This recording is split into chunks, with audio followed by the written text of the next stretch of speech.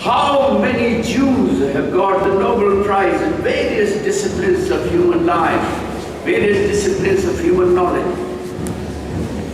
Many of you today are standing here because of the Jewish inventions. Many of you have survived or seen your parents revived because of the Jewish inventions. I don't know how much Sudhir knows about the contribution of the Jews in the field of medicine, in the field of physics, in the field of chemistry. But I have the list, you could perhaps go through it. And this list was prepared by a Muslim gentleman who was the director of a bank in Afro-Asian Bank. What I am telling you is this, that God is faithful. And children, if anybody you can trust, it's God you can trust. Just a few days ago, I read in the newspaper that two brothers, they shot each other, killed each other. Why? Both of them loved money, but money didn't love either of them. And so, it was not faithful to Ponty or to other chaps. They died.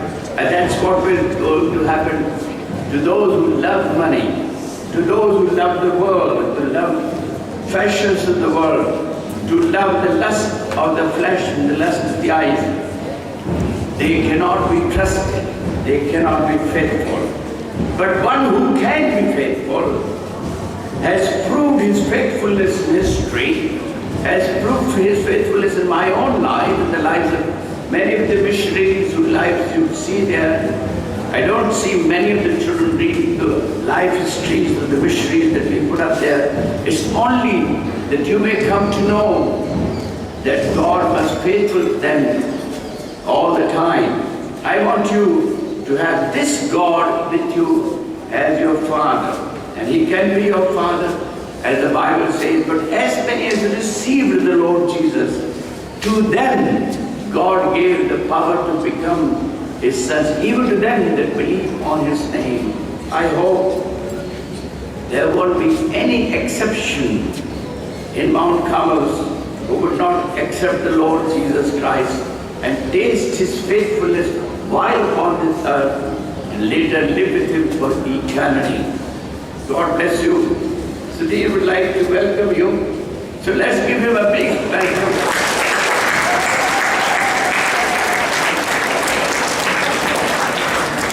Sudhir of 1984 was a lean and thin boy, quite tall anyway.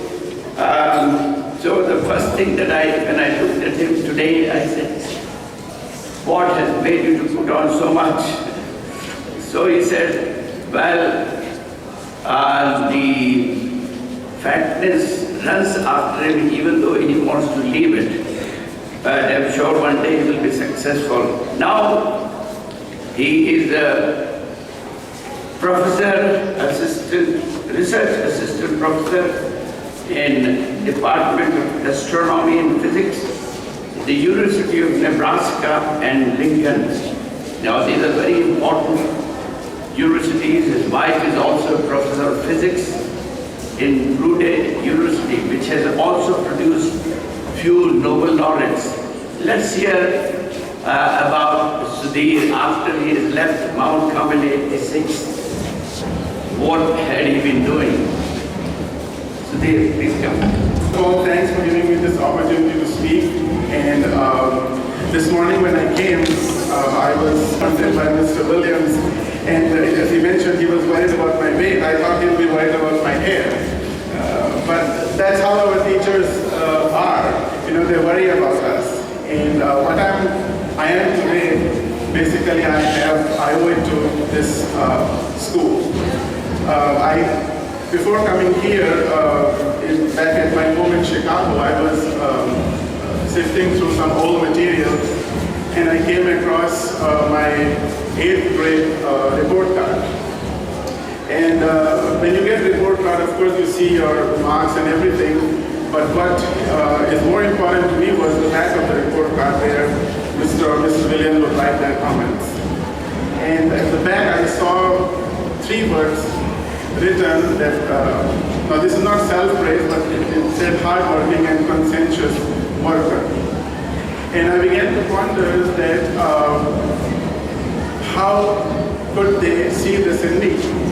And eventually I realized that those qualities I have actually learned from both of them and all my teachers. Now you are very fortunate to stand in this big building, and Mount Carmel did not look like this when I was a student. Mr. and Mrs. Williams, they fought for every inch of land with the authorities, and it wasn't difficult. It was very difficult, but it would have not been possible without being contentious, because the goal was to establish a quality institution. At the same time, they also worried about the education part of the children, because they basically treated the school like a small sapling. They nurtured it every single day and made it what it is today. So basically, their hard work and conscientiousness is what has made this today. Of course, belief in God, but these 2 qualities are the ones that I have imbibed from both of them, and also my teachers. Some of them are still here. Mrs. Nilima Mishra, Sureka ma'am. Ma'am, I don't know. You're the only one perhaps who knows how many times I've cried in front of you. Anyway, so I still remember the time. Now I'll go over these things before I describe a little bit about what I do, because this is very important for you and for me also. I still remember the time when Mrs. Williams, after the days of hard work, she asked me to come to her home, and she would coach me, of course free of cost, teach me English, because she thought that was my weak point. I don't know if it is a weak point still, but it was then. And I still remember little Jonathan who played around and would bother us, but she would, continue to teach me for an hour. And if I look back at that, it's just amazing that how much they wanted us to succeed. And none of my visit here will be complete without going over a few of my teachers who have really shaped me to what I am. I still remember we had Mrs. Pressler, who used to live in Noida, but would come here every single day at 6:30 to teach us, English core, which was another subject, as a little bit extra. In the summer months, most of the teachers took extra classes, and again to push us to do the best, because those were the years not only we needed to succeed, but also the school as such. And Mrs. Sureka Sharma, of course, she taught me biology, and I still remember how beautifully she drew all the petals and sepals and stamen and other things. And but one thing that stood out in her was that she was like a mother at school, and whom you could share everything. And I still remember Mr. Gore. Actually, I credit my love for science and physics to him.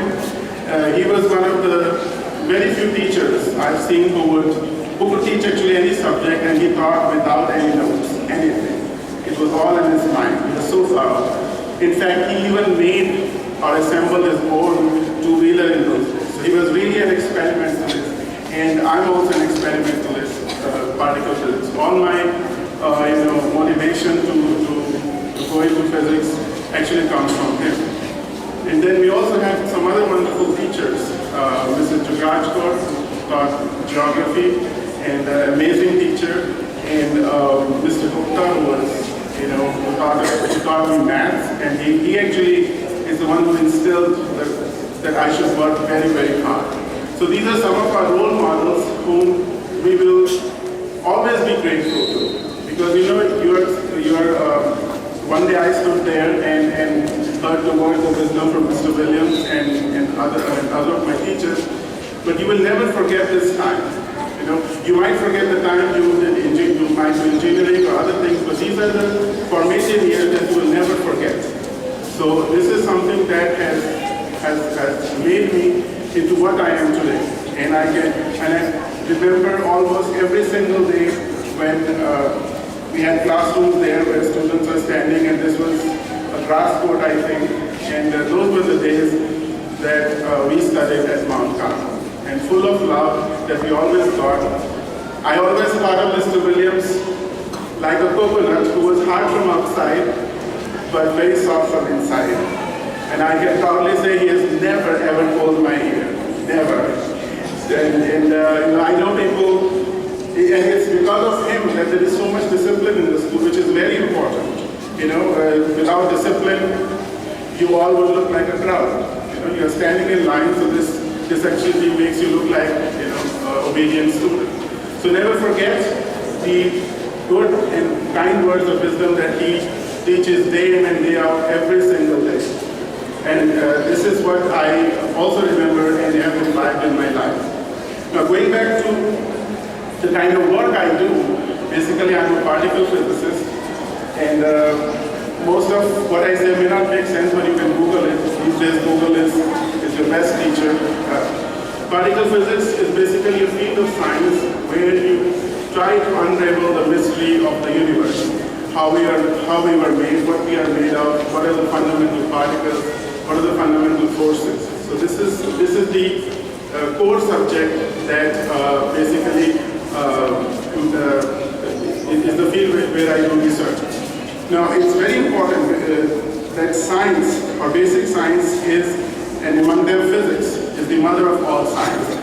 So I would really encourage all of you to pursue and develop love for science, because there's nothing more that can solve our problems of future. There's lack of clean water, there's lack of there's a lack of energy, there's global warming. All these problems, they can only be solved by science, and physics is among the very first of them. So you must inculcate in you a love for basic science. I know most of us love iPhone, right? You know all the apps you can download, but I have never ever seen a single child come to me and say that, how does it work? Right? We're all mesmerized by downloading Hollywood songs, this and that. So that's the spirit that you need to develop. I know your job is much harder than mine because you have so many distractions.